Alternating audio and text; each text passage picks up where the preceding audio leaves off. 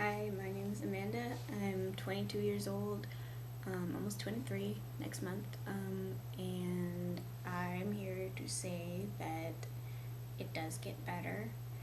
Um, I live in Portland, Oregon now, which is a very, very liberal place, but I grew up in the suburbs, and my town was very white, high school football, and being gay was not something that seemed like an option. And the only time anyone ever talked about a gay person, it seemed like it was followed by something derogatory or a joke, or a derogatory joke, or nothing positive.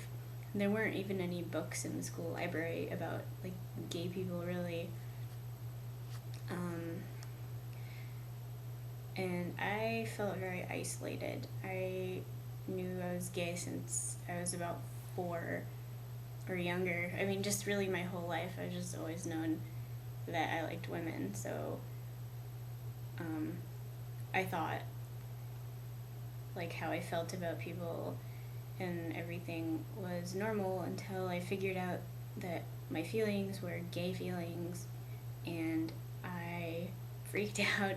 And I didn't really ever start, I didn't really try to deal with it until middle school, when, everyone was kind of starting to date and, like, talking about who they thought was hot, and, like, I didn't know what to do, and I just kept very silent. I never really talked to anybody about it. I didn't have anybody to talk to, so I started hurting myself instead of dealing with any kind of emotion, really. Anytime I have a strong emotion, a negative one, specifically like anger, frustration, self-hatred, I would hurt myself instead of dealing with it or talking about it. And I've always kept journals. I've always been someone who writes a lot, but I didn't feel like I could even write about it, because that made it like a physical reality. That made it something somebody could find out or read about. And I felt like if someone ever found out something I'd written that had to do with, my being gay, then my life would just be ruined, and, the world would end, basically. So, I made a friend who ended up coming out to me in about 7th or 8th grade. And I came out to him after he came out to me, and we had each other to talk to for a while, because I was really the only person he had told about himself as well.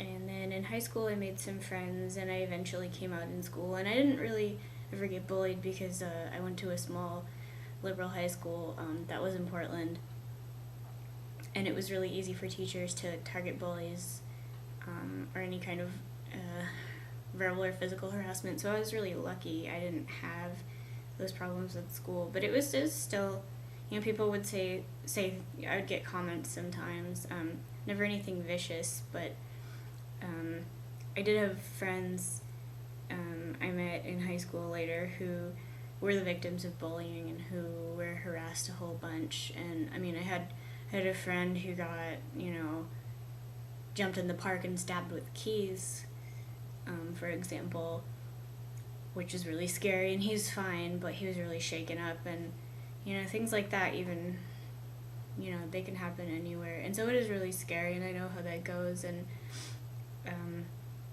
I know what it's like to be afraid to talk, even to yourself, about your own feelings.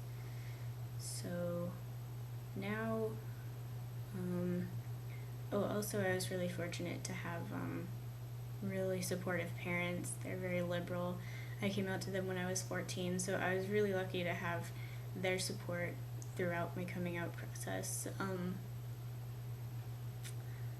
But I fully understand that others aren't as lucky as me, and that was why this project sort of struck a nerve in me, and I felt like I should make a video, even though I'm really awkward on camera and in real life, but especially on camera. And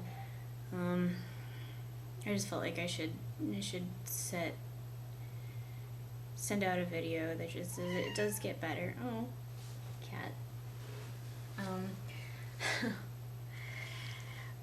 Yeah, but definitely I'm in art school now. I'm 22. Like I said earlier, I'm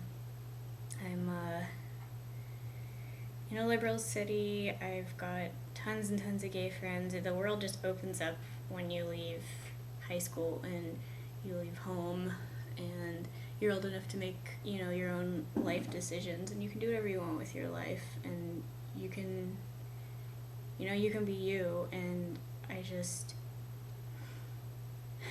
wish that the youth who took their own lives this week had really understood that and known that, because it's really, really, really sad that people feel that hopeless just because of their sexuality. And I hope that one day, soon, hopefully, because we're on the right track, we'll live in a world, in America, in a world where people aren't afraid, and where being gay, no matter where you are, is just another personality trait, like something people just don't really think about, and something that's not a big deal.